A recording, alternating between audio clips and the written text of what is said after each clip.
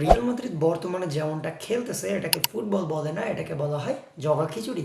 কারণ লাস্ট কবে Real Madrid ভালো গেম খেলেছে সেটা অ্যাজ এ মাদ্রিদিস্তা আমরা কেউ বলতে পারবো না। কারণ লাস্ট 5টা লা লিগা ম্যাচে আমাদের জয় এসেছে মাত্র একটিতে, বাদ বাকি 3টে আমরা ড্র করেছি এবং একটা আমরা হেরেছি।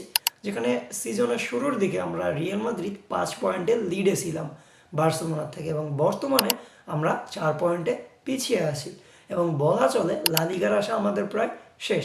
কারণ বর্তমানে বার্সেলোনা যেরকম ফর্মে আছে আমার মনে হয় না তারা আর পয়েন্ট ড্রপ করবে। তাহলে বর্তমানে রিয়াল মাদ্রিদের এই পরিস্থিতির কারণ কি? কারণ কি? সেটা কি জাভি আলোনসো, নাকি সেটা কিলিয়ান এমবাপ্পে, নাকি সেটা ভিনিসিয়াস জুনিয়র? আমার মনে হয় সেটা সবাই, পুরো রিয়াল মাদ্রিদের ম্যানেজমেন্টটাই বর্তমানে এই আমাদের প্রশ্নের সম্মুখীন হওয়ার যোগ্য। কারণ শুধুমাত্র জাভি আলোনসোকে দোষ দিলেই হবে না। কারণ জাভি আলোনসো তার পছন্দের প্লেয়ারদেরকে খেলাতে পারতেছে না। সে কাদেরকে খেলাতে চায়?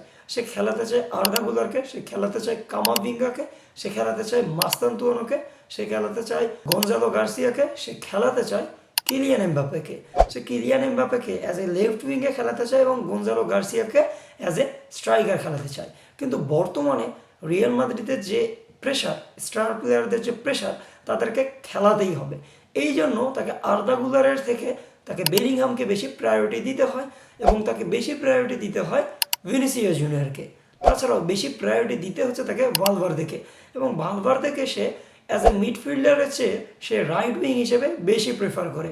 গত ম্যাচটা আমরা দেখেছি সেখানে ভালভার্দেকে মিডফিল্ডে ইউজ করা হয়েছে এবং রাউল অ্যাসেন্সিওকে যে অ্যাজ এ সেন্টার ব্যাক তাকে ইউজ করা হয়েছে রাইট ব্যাক হিসেবে, যার ফলাফল আমরা ম্যাচেই দেখতে পেয়েছি। কারণ কি? কারণ ভালভার্দে রাইট ব্যাক হিসেবে খেলতে চায় না, সে মিডফিল্ডেই খেলবে এবং অ্যাজ এ রিয়াল মাদ্রিদের ফার্স্ট ক্যাপ্টেন তাকে আমাদেরকে সেখানে খেলাতেই হবে। এবং এই কারণে জাভি আলোনসো তার প্রপার যে ফর্ম, সে ফর্মে ফিরে যেতে পারতেছে না। কারণ রিয়াল মাদ্রিদ ক্লাব ওয়ার্ল্ড কাপে যত সুন্দর ফুটবল আমাদেরকে উপহার দিয়েছিল সেই ফুটবলটা আমরা এখন পর্যন্ত খুঁজে পাচ্ছি না। কারণ তখন রিয়াল মাদ্রিদ খেলেছে ব্যাক থ্রিতে এবং যে আমাদের যে লেফট ব্যাক এবং রাইট ব্যাক ছিল তারা as a left wing back এবং রাইট উইং ব্যাক হিসেবে ভূমিকা পালন করেছে, যার কারণে আমরা তখন অনেক সুন্দর ফুটবল পেয়েছি। সেক্ষেত্রে আমাদেরকে কিলিয়ান এমবাপ্পের অনুপস্থিতিতে সেখানে খেলানো হয়েছে গঞ্জালো গার্সিয়াকে এবং একটা লেফট উইং আমরা ইউজ করেছি। কিন্তু বর্তমানে আমাদের ইউজ করা হচ্ছে 2টা লেফট উইং, যেখানে কিলিয়ান এমবাপ্পে এবং ভিনিসিয়াস জুনিয়র দুইজনকে ইউজ করতে হচ্ছে।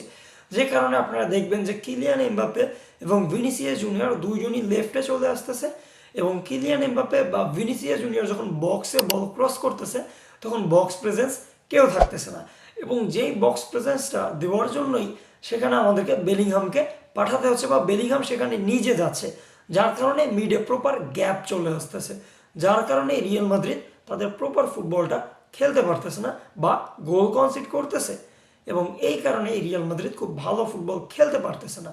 এবং বর্তমানে রিয়াল মাদ্রিদের যেটা প্রয়োজন সেটা হচ্ছে একজন প্রপার নাম্বার 9, যেটা আমাদের কাছে রয়েছে গঞ্জালো গার্সিয়া।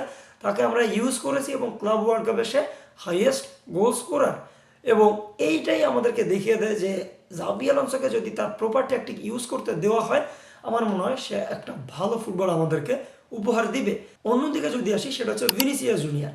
ভিনিসিয়াস জুনিয়র গত 13 ম্যাচে কোনো গোল পায়নি, কিন্তু সে বেতন দাবি করতেছে 30 মিলিয়ন, যেটা চাওয়ার কারণে কিন্তু ক্রিস্টিয়ানো রোনালদোকে রিয়াল মাদ্রিদ ছাড়তে হয়েছে। কিন্তু অদৃশ্য কারণে কেন জানি ভিনিসিয়াস জুনিয়রকে রিয়াল মাদ্রিদ একটু বেশি ফেভার করতেছে। অপরদিকে যদি যাই সেটা হবে রদ্রিগো। রদ্রিগো লাস্ট 31 বা 32 ম্যাচে কোনো গোল পায়নি রিয়াল মাদ্রিদের জার্সিতে, কিন্তু তাও তাকে খেলাতে হবে। কারণ কি? সে আগে রিয়াল মাদ্রিদে অনেক কিছু ডেলিভার করেছে। এমন অনেক উদাহরণ আমাদের হাতে রয়েছে যারা ভালো পারফরমেন্স করতে পারেনি, এই কারণে তাদেরকে রিয়াল মাদ্রিদ ছাড়তে হয়েছে। কিন্তু এই সকল সার্টেন প্লেয়ারকে রিয়াল মাদ্রিদ সেল দিচ্ছে না। আমি কোনো সার্টেন একটা জাতীয় দলের ফ্যান বেজ নই, যে কারণে আমি এই প্লেয়ারদেরকে সাপোর্ট করব। আমি চাই যে প্লেয়ারগুলো রিয়াল মাদ্রিদের জন্য ভালো বা খুব ভালো কিছু ডেলিভার করতে পারবে তাদেরকে খেলানো উচিত।